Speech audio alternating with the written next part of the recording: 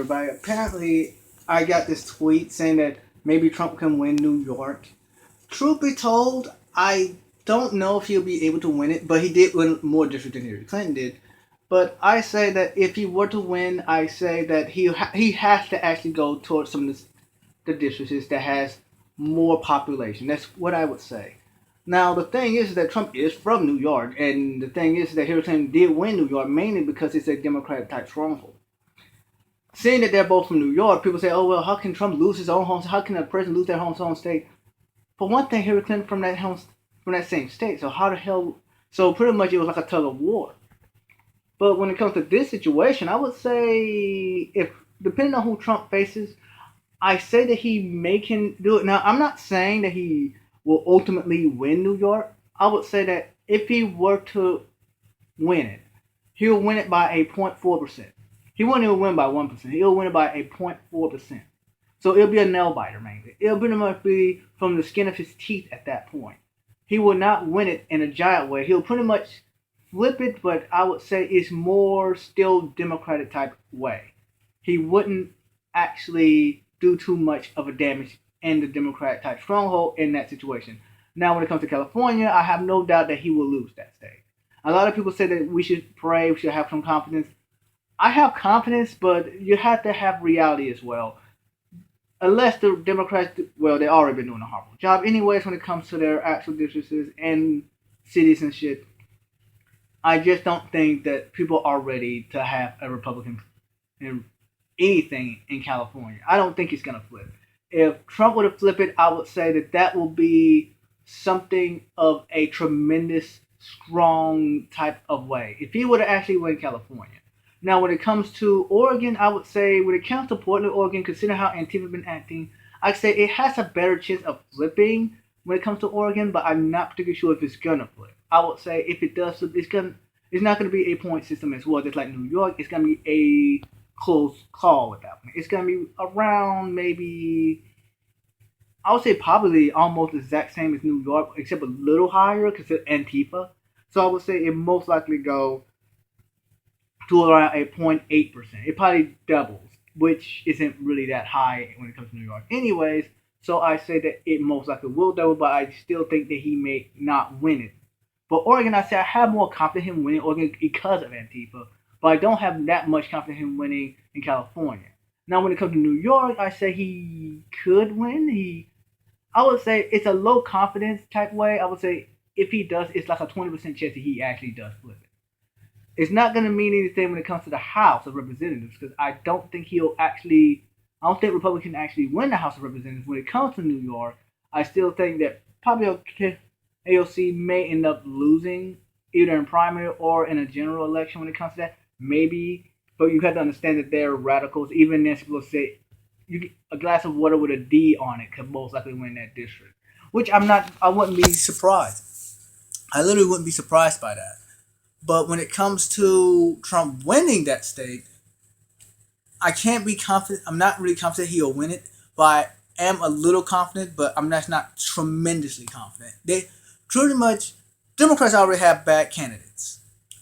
Joe Biden, his age, when it comes to Elizabeth Warren, her Native American heritage, lack thereof, and then there's Bernie Sanders, who technically speaking just had a heart attack, and his socialist views. That's gonna turn away a lot of people. Kamala Harris, I highly doubt she's even gonna even bother even win. She might as well drop out. Same with Beto O'Rourke and all these other people. I would say anybody who's in 1% should drop out or should drop out right now. They might as well not even bother trying to actually run anymore. They might as well just drop out because there's no way they're actually gonna win, honestly.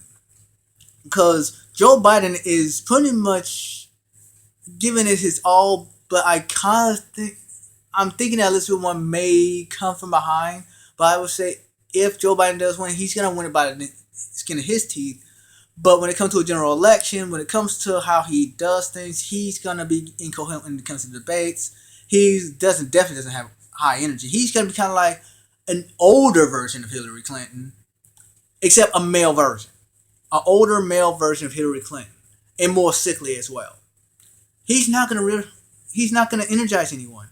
Pretty much, he's gonna go on incoherent sentences when it comes to debates. People are gonna wonder what the hell's going on, and they're gonna be afraid that he's gonna drop that during the debates.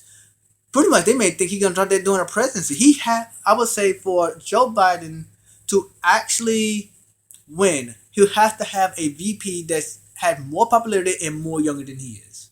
He has to have that. If he had Beto O'Rourke, a lot of people are gonna be turned off. The right is gonna go and drove considering his whole gun thing, saying that he's gonna take his people AR-15, he's gonna take people's guns. Pretty much, he's gonna lose at that point. When it comes to Elizabeth Warren, he may have a chance, but I highly doubt Elizabeth Warren's gonna back him.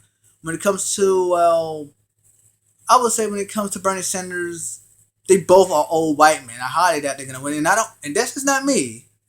This is how the far left actually sees it, because they're not gonna energize that part. They're gonna vote either third party or not vote at all.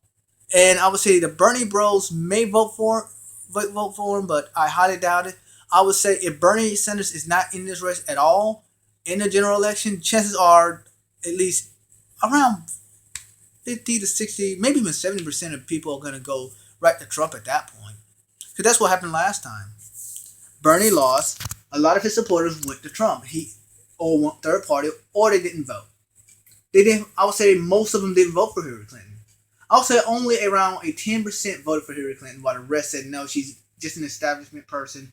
We want to vote for the outsider. Bernie Sanders was the outsider. Unfortunately, he was a socialist. So, technically speaking, a lot of people weren't going to vote for him anyways. But right now, I would say, considering his heart attack, he might as well drop out. He might as well. But I highly doubt he will. He's going to keep going.